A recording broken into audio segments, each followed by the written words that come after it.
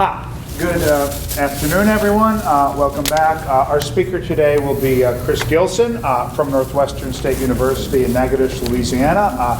He spoke remotely to you last time on climate change, and he is here gracing us with his presence today in person to talk about climate migration. Just a reminder that this series the topics are chosen by the Foreign Policy Association, and these specific sessions are sponsored by the League of Women Voters of Tyler Smith County, Texas, and the and the local chapter of the American Association of University Women. So today, Chris Gilson is our speaker.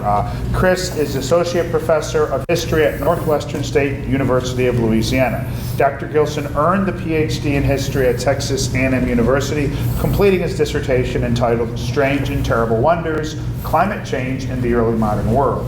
An active researcher, Dr. Gilson studies the relationship between climate and history, particularly during the Little Ice Age of 1550 to 1850. Current research projects of his focus on early modern climate change, cartography, and the environmental and landscape history of the American South. And I also know that he has recently done some fascinating research on the development of football, college and otherwise, in the greater Gulf Coast region, including cases of teams in the early 1900s from Louisiana going to Cuba to play teams there. And now I introduce to you Chris. So Chris, the floor is yours. Thank you very much, and thank you, Jeff, for that great introduction. Jeff and I both have rather varied interest when it comes to history, so I'm sure no matter what the topic is, we'll find a way for me to hopefully participate again in the future. Thank you so much for having me here today and for inviting me to participate for a second year. I thoroughly enjoyed talking to everyone last year, and I wish that I could have done it in person, but last year brought its own challenges that fortunately are not quite as much of an impediment this year as they were then. So I'm so happy to be here with everyone today, and I appreciate all of the hosts for this event for inviting me. As Jeff said, my name is Chris Gilson, Associate Professor of History at Northwestern State in Natchitoches, Louisiana, about 2 hours from here, 2 hours and 20 minutes from here. As Jeff said, my research focuses on the history of climate change. And today when we talk about climate change, most of that conversation focuses on global warming, obviously, particularly the warming associated with the late 20th and early 21st centuries. My work, as Jeff indicated, focuses on an earlier period of climate change between about 1550 and 1850, which is known as the Little Ice Age. It was a period of unusually cold and stormy weather, particularly in the northern hemisphere, but broadly speaking, worldwide. More specifically, my research focuses on how people made sense of the environmental changes they were experiencing. For the most part, they didn't have well-established scientific disciplines like chemistry or even organized concepts like climate change to help them understand the very real changes they were experiencing. So I study what they wrote about the environment to try to understand their worldviews. I am not an atmospheric scientist. I introduced myself with this last year. I will do that again this year, as I always do when I talk about the scientific aspects of this. I am not an atmospheric scientist, and I won't pretend to be one. As a historian, I take scientists at their word on the evidence for a relationship between greenhouse gas emissions and a warming climate. But I'm not a politician either, and I don't believe my title gives me any special authority to advocate for one political platform or solution or another. That's what these conversations are meant to be about, to give you information, ideas, questions, solutions to wrestle with as you go to the polls and make your own decisions. So with all of that said, our official prompt for today: as climate change accelerates and drought and rising sea levels become more common, millions of people in affected regions must uproot themselves and seek safety elsewhere. Who are these affected individuals, and how might the United States aid them and be affected by the migration? I'd like to explore a few different elements of this prompt. A little bit about climate in general, the relationship between climate and migration, a few possible examples in the present of incidences of climate migration, and then a more critical view of the concept of climate migration, informed by the essay that was assembled by the Foreign Policy Association for this series of lectures. The little bit of research of my own that I've thrown in to examine this in a different way. Now, there are a few key terms that the Foreign Policy Association recommends everyone be familiar with, so I thought I would put them on the screen for everyone. From scholarship on migration, the FPA notes a distinction between displacement, when people are forced to leave their homes suddenly with little choice, and migration, which is a measured process of leaving one's home over a longer period of time, generally considered to be controlled rather than sudden. I think there are a lot of shades between those two, and I think the terms get used interchangeably a lot, even within the academic scholarship on this issue. There's a lot of interchangeable use of those terms. So in your own mind, kind of keep those straight in an ideal sense, but understand they're not used in an ideal sense very often. From scholarship on climate, the FPA notes a distinction between slow onset events, climate change related trends that take place over a series of years, like recurring droughts or floods, rising sea levels, and sudden onset events, sudden disasters like wildfires, hurricanes, or other events of that type. I would also recommend distinguishing between the sound-alike terms immigration and emigration. Immigration, which describes people entering a given territory, and emigration with an E, which describes people leaving a given territory. As I teach my students, immigration starts with an I for in migration, and emigration starts with an E for exit, to keep those two straight. Now, atmospheric scientists and other scientists have concluded that the Earth's climate is changing. By this, they mean a few things. Average temperatures across the continental United States have risen since 1901, with an increased rate of warming over the last 30 years. 8 of the 10 warmest years on record have occurred since 1998. Global temperatures have followed a similar trajectory. All 10 of the 10 warmest years on record worldwide have occurred since 2005. These changes vary depending on where you are located and what season you are in. In the United States, most of the warming has taken place in the north, in the west, or in Alaska. Warming in the southeast has been negligible. Most of the warming has further occurred in winter. Since 1896, average winter temperatures across the lower 48 have increased by about 3 degrees Fahrenheit, spring temperatures by about 2 degrees, and summer and fall temperatures by about 1 to 1.5 degrees. So it varies in season and it varies in location, which is why people in different parts of the country could experience this in very different ways.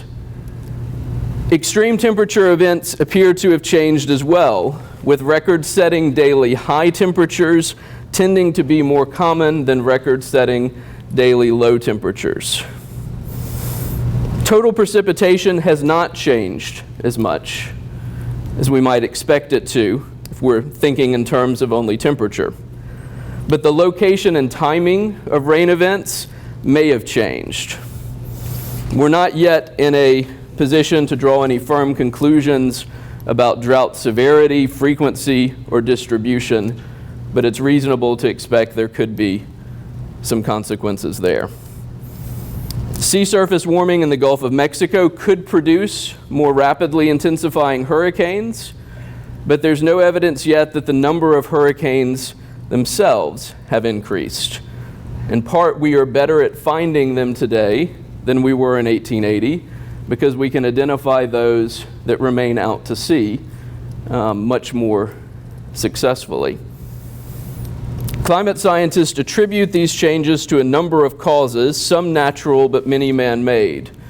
Natural drivers of climate change include volcanic eruptions, which impart a cooling effect, changes in solar energy, which can be cooling or warming, and variations in the Earth's orbit, which can also be cooling or warming. The U.S. National Climate Assessment, published in 2017, suggests that natural forces are responsible for perhaps 25 to 30% of warming. Human drivers include changes in land use and atmospheric concentration of ozone, aerosols, and greenhouse gases. Known as greenhouse gases because they effectively capture energy that warms the Earth and atmosphere. This is necessary for life, but too much of a good thing can indeed be too much. Policymakers are concerned with the impact of this warming on life.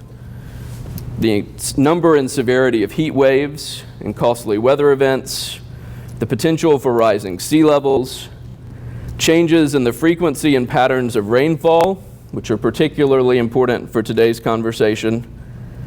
Obviously, all of these have the potential to encourage the migration of people. But these concerns must be balanced with other economic, social, and geopolitical interests. Whether or not something should be done is not necessarily an objective scientific question. It is a value determination shaped by what you or we want.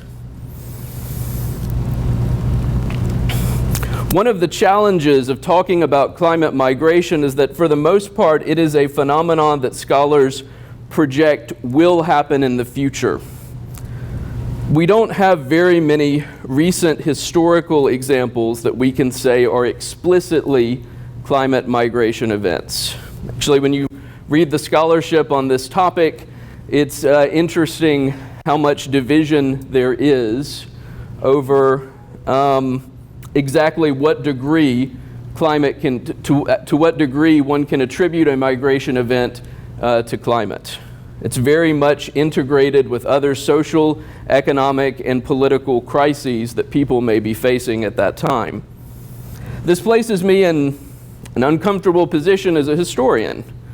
There's certainly examples of mass human migration in the past, but these occurred in very different historical contexts. And at least in my period of expertise, the time period that I focus on, they often accompanied global cooling rather than global warming. But there are a few recent examples that we can look at for consideration and try to imagine the way that climate migration might work in reality. So let me point a few of these out.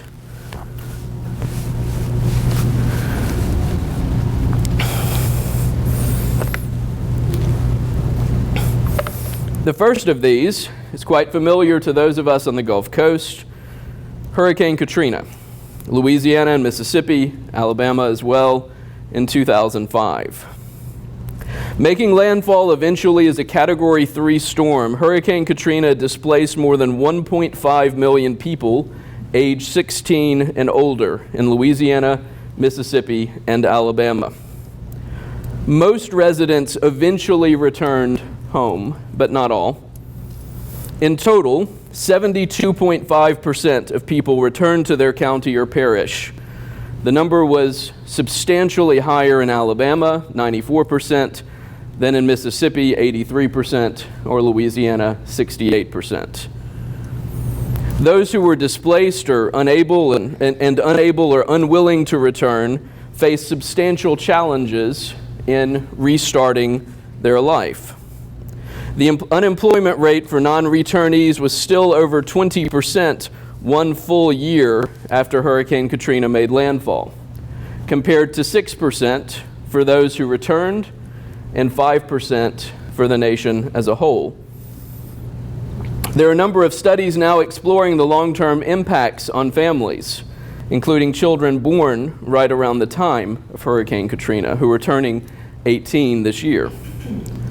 For some families, displacement meant not only a loss of income, but also the loss of an extended support system and social network.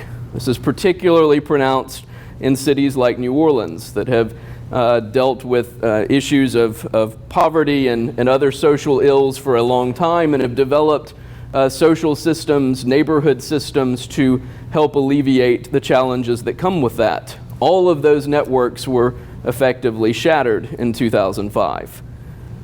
For other families, displacement provided an opportunity for a fresh start in a new city.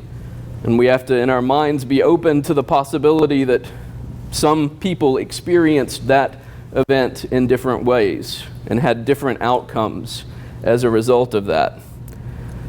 Hurricane Katrina was the largest weather-based displacement in American history, but the problem with using it as an example for climate migration is that there is no evidence that Hurricane Katrina itself was explicitly a result of climate change. As I noted earlier, there remains no evidence that global warming increases the frequency or intensity of tropical storms.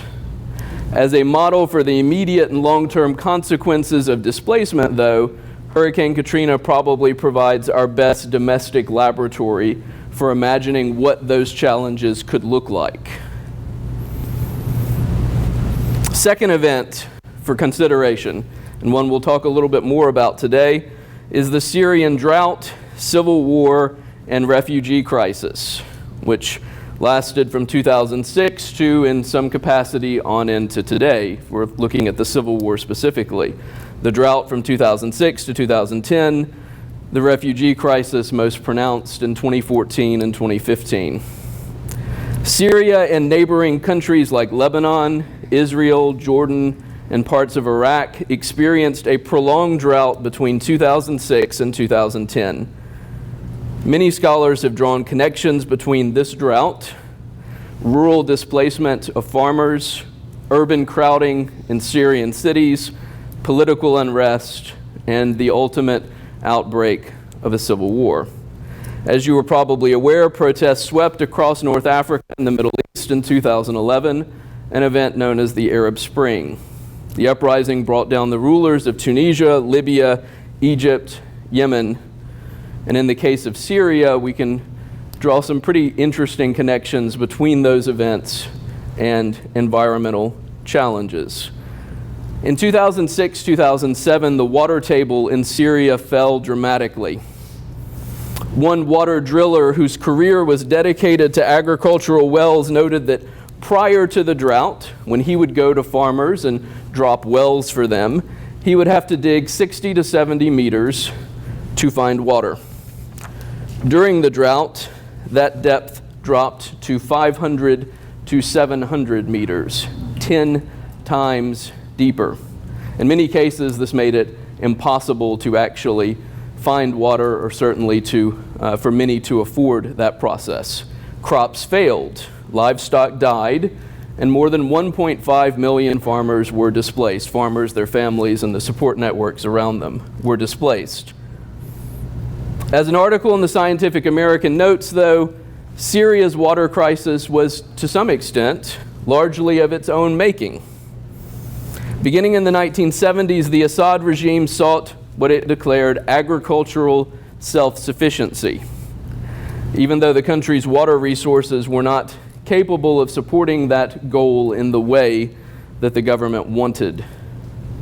Wells were an adequate bandage for the problem until a 4-year-long drought struck and overtaxed that capacity.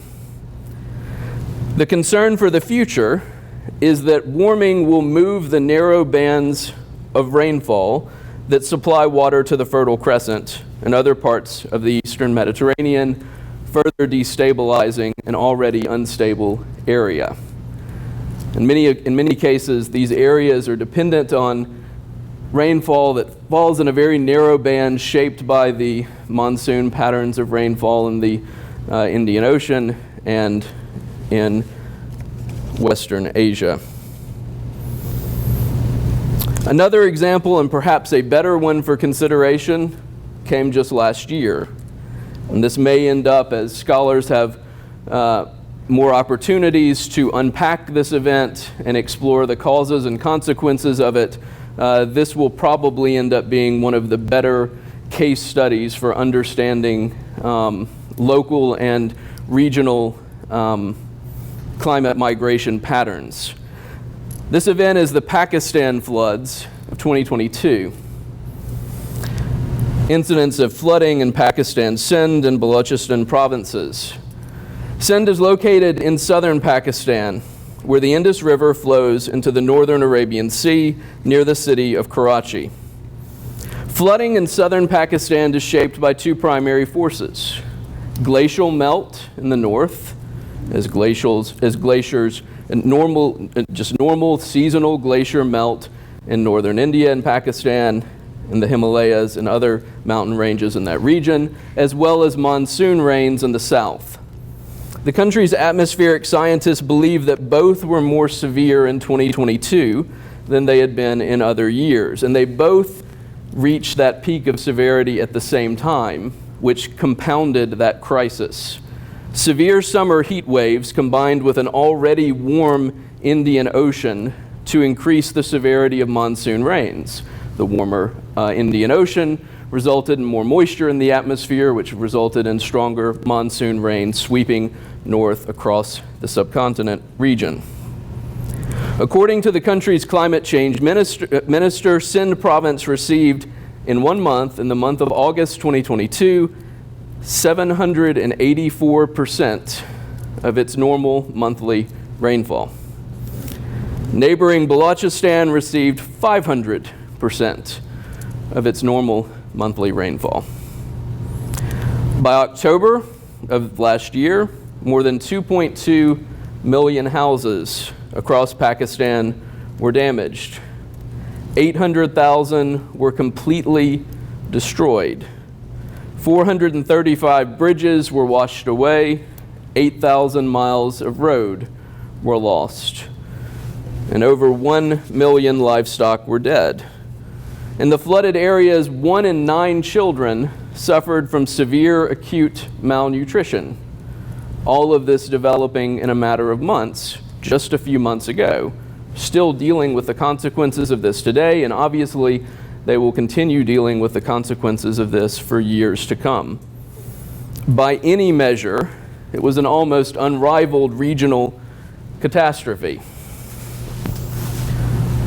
You can see some illustration of that in this map, particularly the larger map on the right, which in red displays the flooded areas of Pakistan. A massive portion, significantly destructive portion of the countryside. But even in this, we have to look at a variety of factors that led to this crisis. And that's what it's going to be interesting to see how geographers and climate scientists and others wrestle with the causes of this, because Pakistan's environment, particularly in Sindh province, in the lower Indus River region, is very much a man-made environment, shaped by hundreds of years of the construction of canals and of irrigation systems dating back to the British colonial days that are not optimized for dealing with events out of the norm like this. And in some cases are explicitly designed to benefit some parts of the country, some populations, some wealthier landowners at the expense of others with less political capital. And so separating out the origins of this crisis between the physical structure of the environment that people have manufactured over the last couple of hundred years and the impact of explicitly atmospheric changes is going to be difficult. But both of them played a role in leading to this crisis. As a result of these events, there's been a great deal of migration to Pakistan's larger cities. To a point, this is manageable. If housing, employment, education, and social services can meet the needs of the population. Where they can't, though, we can expect human suffering, social and political unrest, even potentially radicalism to be a consequence. In the northern provinces of Pakistan, which you don't see quite as much red there, but they suffer from a different sort of flooding that results directly, that's the direct result of the melting of glaciers in the Himalayas, it's an even more pronounced problem because those provinces are already taxed by the continued presence of over 670,000 refugees from Afghanistan. A reminder that climate-related disasters like this one interact with social and geopolitical challenges in different ways around the world. There's no single way of looking at this issue. Examining events like those described today should give us ideas for how we can prepare for potential risk on a local or regional basis, or at least ideas about what the potential risk may be. Unfortunately, in our hyper-partisan environment, sometimes rational discussion is difficult. We look at some of the more extreme rhetoric about migration and refugees today. We look at some of the equally extreme actions by activists throwing paint or food at works of art to draw attention to climate issues. None of these are particularly helpful for finding solutions to real-world problems like this. Rhetoric about climate change is often driven by clickbait headlines online and even in mainstream newspapers and occasionally scientific periodicals as well. That's how we end up with a recent article from Salon titled, "As Climate Change Disrupts Supply Chains, American Life is Poised to Change Drastically." The accompanying image shows shelves empty of toilet paper because of deforestation. Right. That's why there was no toilet paper last year. From the last 2 years in Salon, we have "Can Floating Cities Save Us from Rising Sea Levels?" Climate change is going to make life harder for dogs and cats. Future will be hot, dry, and on fire. All of these articles are based on scientific research in each case, but none of these are intended to generate reasoned discussion or reflection. They appeal to rage, despair, and apocalyptic fear. Many of these connect to questions about climate migration, and indeed, I found these articles by just searching for the phrase climate refugees to see what type of rhetoric surrounded that.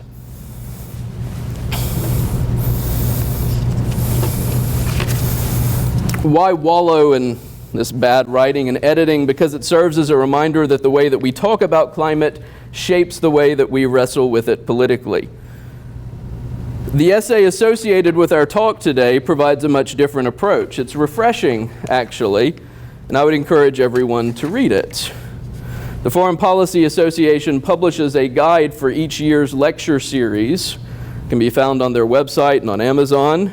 For our session, the relevant chapter is titled "Climate Change, Environmental Degradation, and Migration," written by a scholar from Tufts University named Karen Jacobson, who directs the Institution for Migration and Human Security. She draws a lot of really interesting conclusions in her article. Most important is the emphasis on understanding that when we talk about climate migration, we're often talking about local or regional migration. This is perhaps the most important lesson that is completely missed in the popular press and in the more exaggerated articles. Even in our own prompt for this discussion, there's a hint of apocalyptic rhetoric that differs from the article that is used to support that prompt itself. Jacobson reminds us that migration requires resources, money, knowledge, networks, physical health, and other non-tangible characteristics like willingness to take risk, and that there are social and cultural factors that encourage people to stay home as well. Family obligations, place attachments.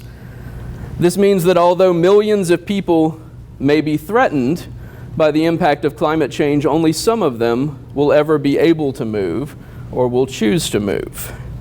Thus, although she says we are barraged with media predictions that hundreds of millions of people will become climate migrants, many scholars believe these numbers to be vastly exaggerated. When we look at migration, the most dramatic flow that we can identify, the most dramatic aspect of this that we can point to is the movement of people from rural to urban environments. That is a migration flow that has been in effect in developing and developed countries for hundreds of years. We can expect more than anything for climate migration to encourage more of that.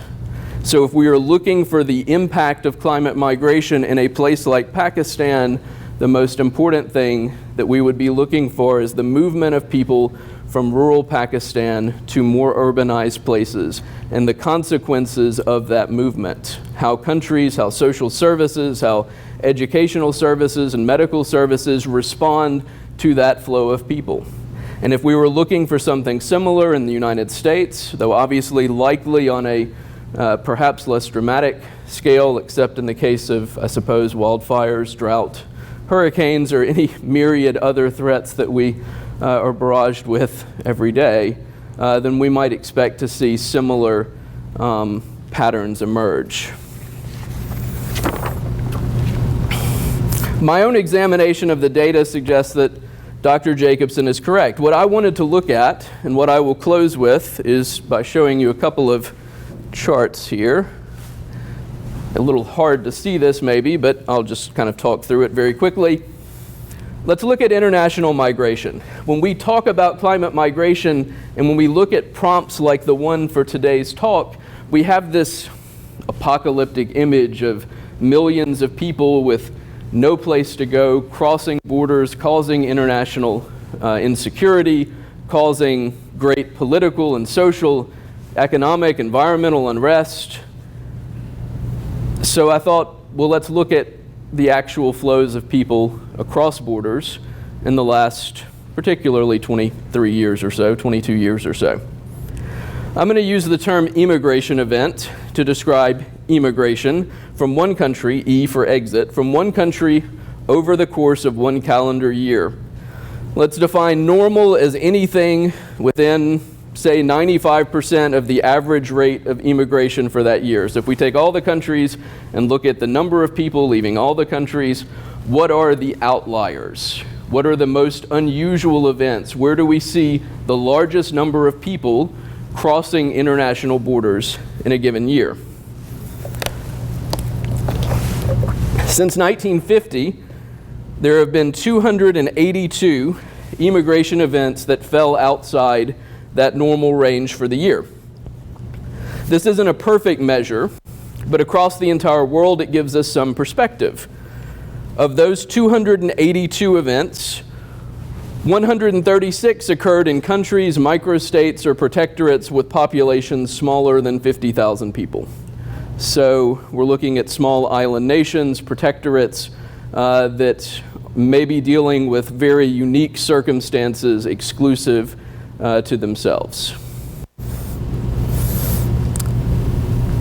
Can't necessarily use these as exemplars for the entire world, but for their own cases, they're obviously important for consideration. The island nation of Tuvalu, for example, is one that gets highlighted quite a bit in climate migration studies. The expectation that the nation of some 11,200 people may be forced to entirely relocate at some point. Of the remaining 136 events, 64 involved displacements of fewer than 10,000 people. So they were major events for that specific country, outside the norm for that specific year, but not necessarily substantial at a global scale. That leaves us with 82 immigration events that affected territories with populations larger than 50,000 people and that displaced more than 10,000 people. In other words, big events. Those 82 events occurred in a total of 34 countries, meaning several countries appear on this list over and over and over again, which is interesting in its own way. If we narrow our focus just to the period since the year 2000 to create a chart that I can reasonably fit on a screen, we are left with a more manageable 36 events in 17 countries. I've gone through them and kind of wrestled with potential causes for this. Some of it is still work that remains to be done in the future. But if we look at the countries that fall on this list, it's an interesting mix of places. Afghanistan, Bahrain, the Central African Republic, Georgia, Guyana, Kosovo, Kuwait, Lebanon, Liberia, Libya, Martinique, Oman, Qatar, Saudi Arabia, South Sudan, Syria, and Venezuela. These 36 events displaced some 15.9 million people, almost 16 million people. More than 5 million in Syria alone, about 3 million in Venezuela, 1.5 million in Lebanon. So how do we examine these events in relation to climate? It's tricky. I mean, obviously, in the case of Venezuela, we can't blame that crisis exclusively on climate. In fact, with the exception of Syria and Lebanon, we can't blame very many of the other events on this list exclusively or even predominantly on climate. Afghanistan in the year 2000, probably a good exception to that. That was a drought-induced migration, though also influenced by war at the time. But Syria and Lebanon are important because 43% of the people displaced from this chart, 43% of all of those people were displaced from Syria and Lebanon. So when we look at climate migration in the last 25 years or so, Syria and Lebanon are the two places that we should probably look at most closely.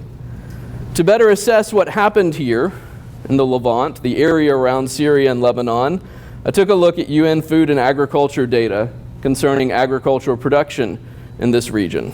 I focused on cereals, but also looked at other produce as well. It's not a perfect approach. Corruption in some parts of this region are an issue. Some production may never make its way into be recorded in state ledgers, particularly in places like Syria. But it still reveals a few interesting points, though. During the drought years, from 2006 to 2010, every country experienced low production at the top left, orange in the negative. Low production for 3 to 5 years, differing from the average from 2001 to 2005. Except for Iraq, which only experienced 2 bad years, probably because they were recovering from the initial impact of the war. From 2011 to 2015, the peak migration years, almost every country in the region saw higher production and yield each year than they saw in the period prior to the drought. So if we jump ahead 5 years and look at production and yield on the left side here, every country saw higher except for Syria. Only Syria failed each year. This was in spite of the fact that most countries plowed fewer hectares during this period than prior to the drought. You can see that in the bottom right. Fewer hectares of land used for cereal production, and yet higher production, obviously higher yield being the way you would define that. Israel, in fact, plowed fewer hectares each year, even than compared to Syria by percentage. Why does this matter? Iraq, Israel, Jordan, and even Lebanon managed to recover their agricultural production by 2009-2010, after the peak of that drought. And their production, agricultural yields and production by 2011-2012. Only Syria failed. So if we're looking for the source of the migration crisis that emerges in Syria, and one aspect of it is clearly climate related. Clearly a 4-year drought is going to factor into that in a significant way. But we have to look at that in comparison to neighboring countries that are experiencing similar conditions and yet respond differently. If we're looking for the cause of this greatest migration crisis of the last 25 years, I don't think we'll find the answers exclusively yet in the weather. I think we'll find the answers in Syria's bureaucracy, its policies, its corruption, and its failure to marshal local and international resources to respond to crisis. In other words, its adaptability. When we look at the study of climate migration, a lot of the conversation now focuses on vulnerability.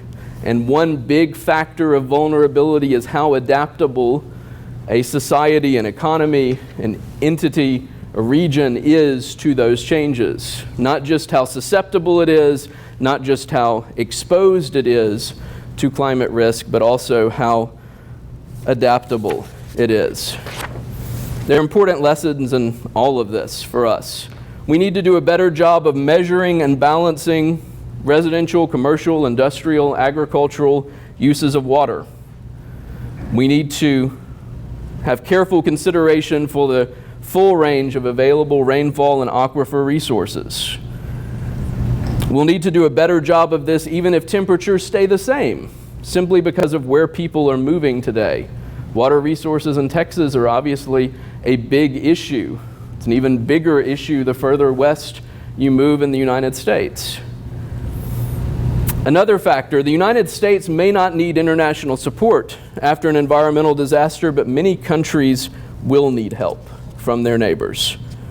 The United States and international organizations should help develop the kind of support networks that have been so effective in Eastern Europe this year in responding to the crisis surrounding Russia's invasion of Ukraine. We also need to work to drown out the kind of negative apocalyptic rhetoric that often defines this discussion in the United States. It does not work. What will work, like I said last year, is the same thing that helped the Dutch thrive during climate change 400 years ago. Invest in education, in trade, in technological innovation, and in better infrastructure. Or we can throw tomato soup in art museums, because that's worked so well this year. We may indeed be facing a period of great challenge, but if we are to reach a great decision, it will only be because of our own brand of pragmatism, optimism, and ingenuity. Thank you. Open the floor for questions now.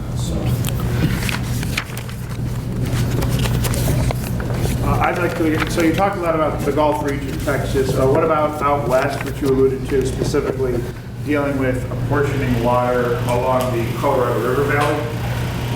I think that's probably going to be, to use an overused phrase, but the canary in the coal mine for figuring out how we're going to do this anywhere in the United States. And I don't know that there's a clear solution to that right now. I don't know. I don't know how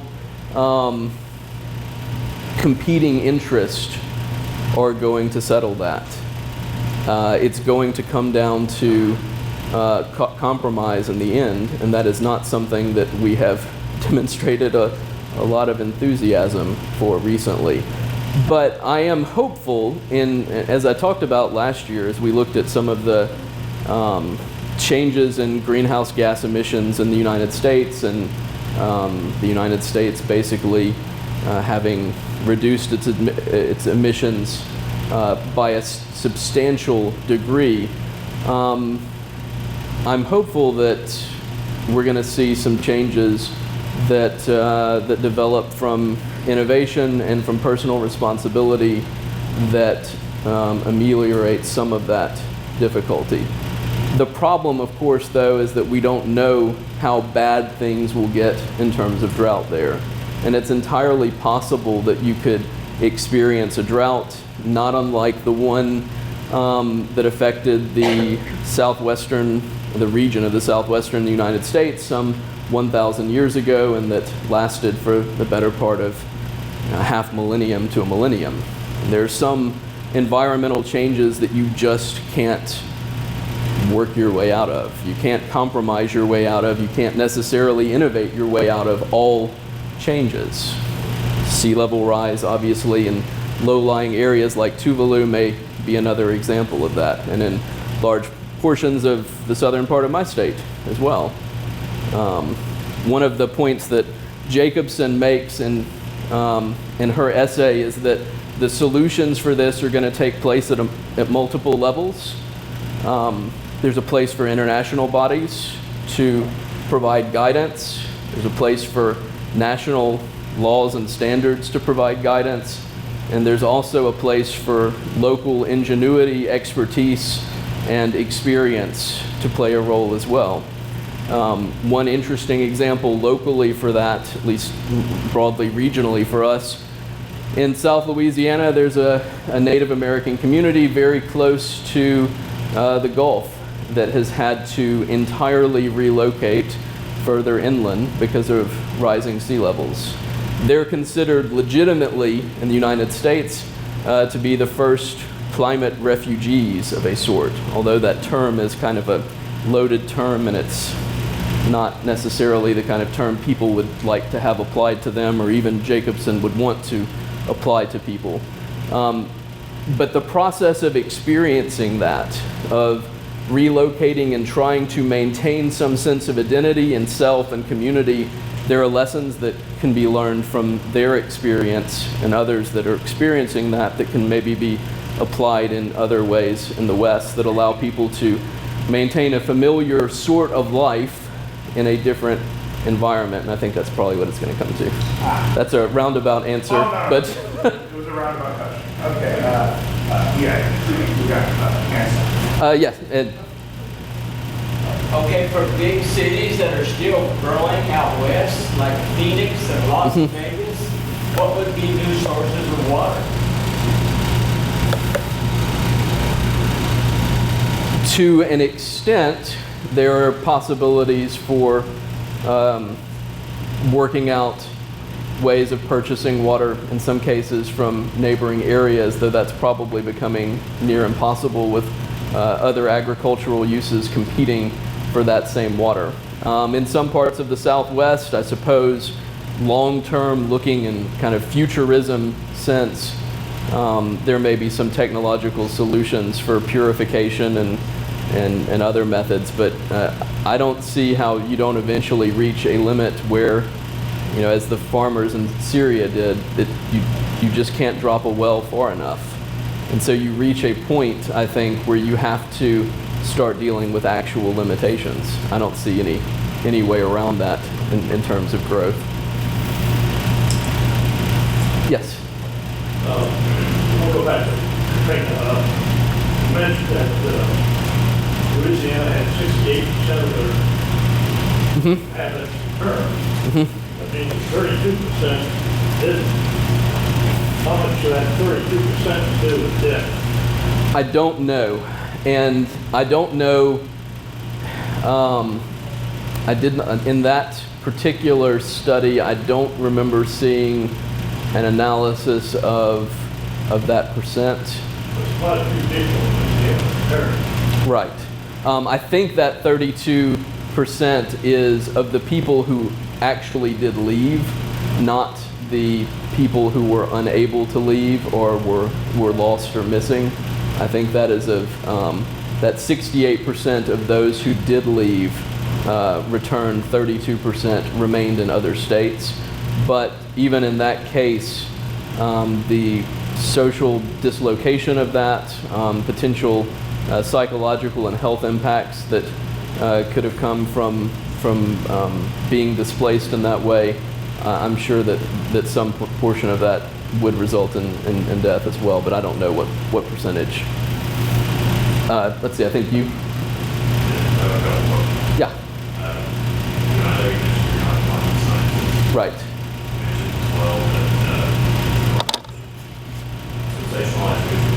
Right.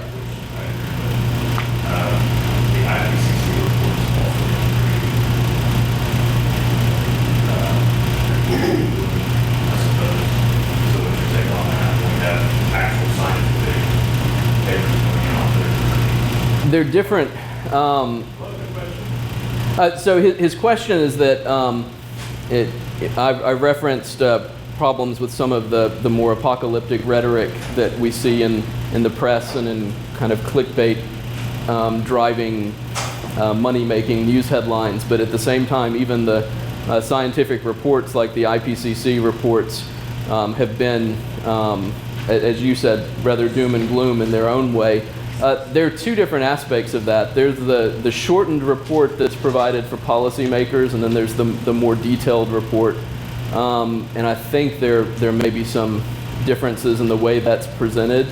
As I read those, I don't necessarily get the same sense of apocalyptic rhetoric, maybe.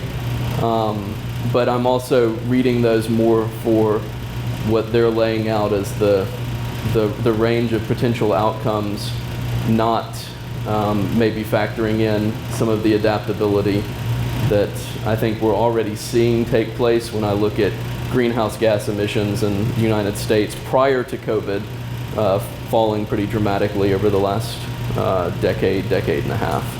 I don't think I have those numbers with me today, but it's a pretty substantial drop, and I think there's room for that to continue because there's still a lot of technological change that hasn't made its way to consumers yet.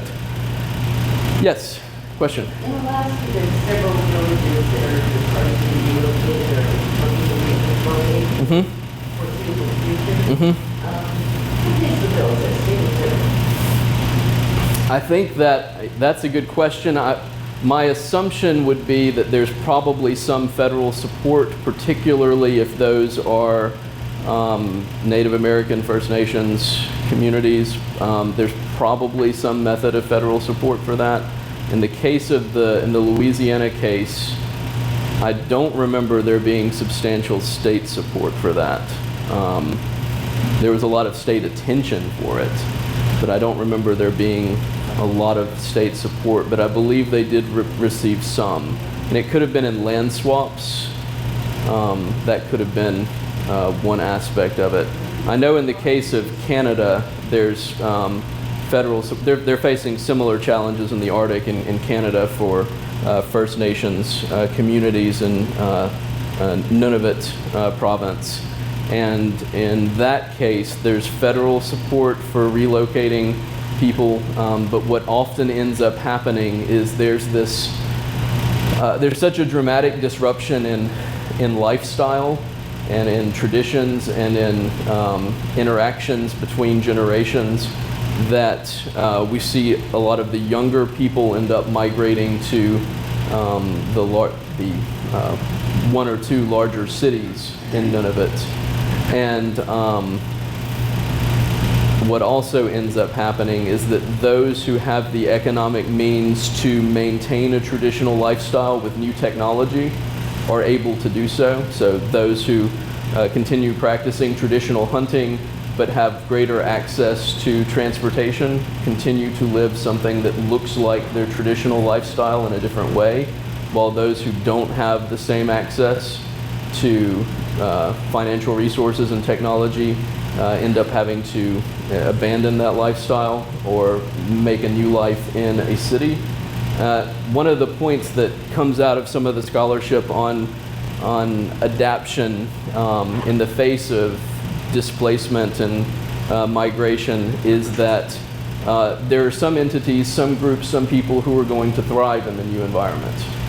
They will either have the head start, the good fortune, the resources, the being in the right place at the right time to make the best of that opportunity, whereas others will not. There's one prominent study that took place in the American Midwest that focused on farmers' reactions to changing environments and compared the range of possibilities for farmers who adapted early to those changes and took advantage of whatever resources were available to them, and those who continued practicing their craft in a traditional way or in the same way that they had, or who didn't have the resources to adapt. And what they found is that even in a changed environment, even in a more stressed environment for farming, those who could adapt ended up doing better by the end of that period of adaptation, but those who could not obviously did substantially worse. So it's not what studies are showing in this is that it's not necessarily the case that all people, in this case focusing on farming, are going to suffer the same negative consequences, but that inequality is probably going to get worse as those who can adapt do, and those who can't do not.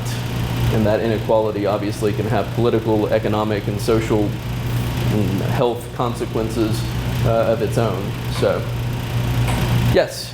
Excuse me if I misinterpreted, but you referenced a 2017 position paper study, and it sounded like you said that they said natural forces account for 25% of climatic change. Right, the National Climate Assessment, which was published in, I think, early 2017, had been worked on in 2015, 2016, was an outgrowth, I believe, of work done under the previous administration. That National Climate Assessment reported that it was 25 to, let me make sure I've got the right number here, that it was 25 to 30% of warming. According to the National Climate Assessment, an increase in greenhouse gases, yes. So 25 to 30% of warming is considered a result of natural forces. The other 70 to 75% as a result of human factors, which can include greenhouse gases, but also can include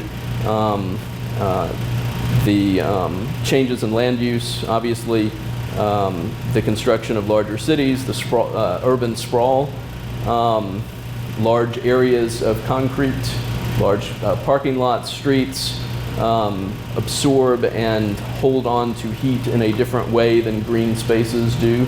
And so cities are often much, much warmer than the surrounding countryside. I think Tyler would probably be a great place to test that. You could probably look at the temperature on a very cold night in central downtown Tyler, and then take a thermometer and drive 10 miles outside of town and see what the difference would look like.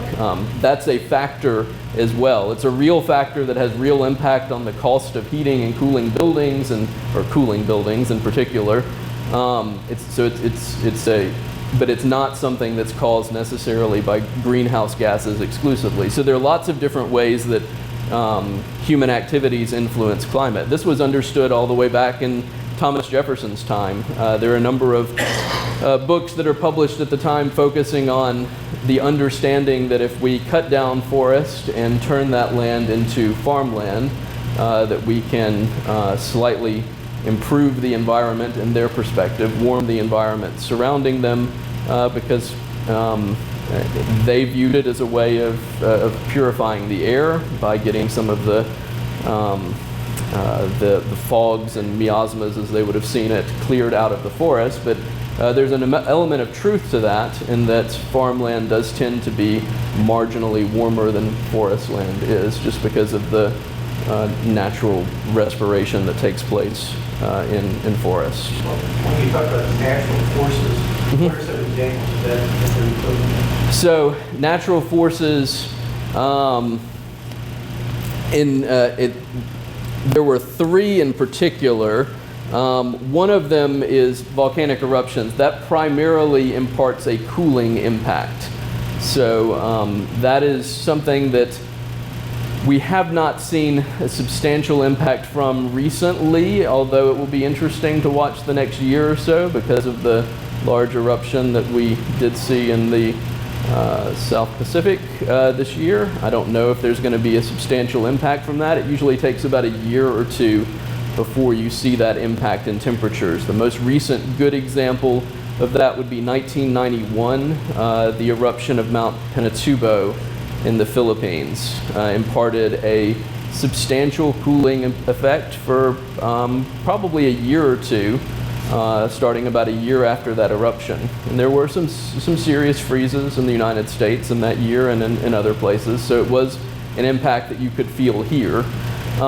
If you go further back in history, there are some much greater incidences of that. In 1815, 1816, we have the year without a summer, in which a series of severe eruptions, 3 severe eruptions over a period of about 5 years, ending with one major eruption, resulted in dramatic cooling and what is known as the last great subsistence crisis, when there were incidences of famine in fairly well, for that time, developed countries in Europe and parts of the Americas as well. And others I'll stop, but I could go further back, even more dramatic impacts in the late 1600s and late 1500s that were devastating for parts of Europe. The other natural influences that would factor into that would include the level of,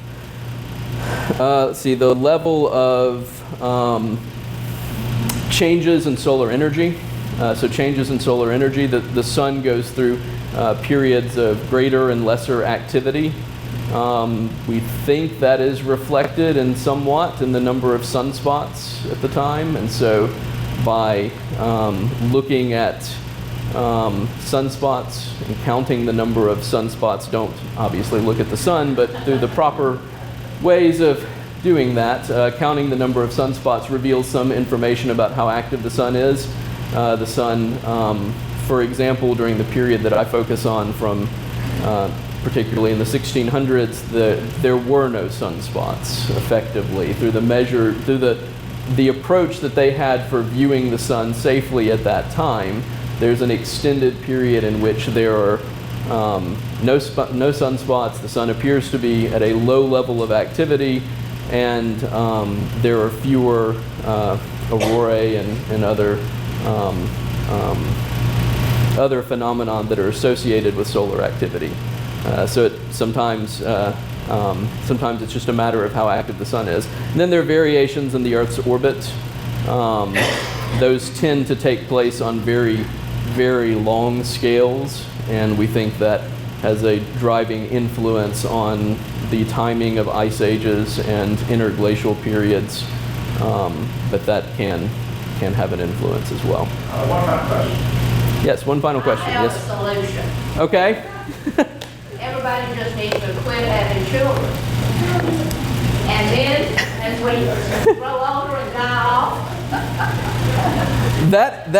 we'll become perfect again. It is an interesting solution, but it is one that carries its own economic problems with it, which I suspect we will be seeing in many countries in the West, and even in China and other countries that see dramatic demographic change. Go outside our igloo and die. Okay. All right.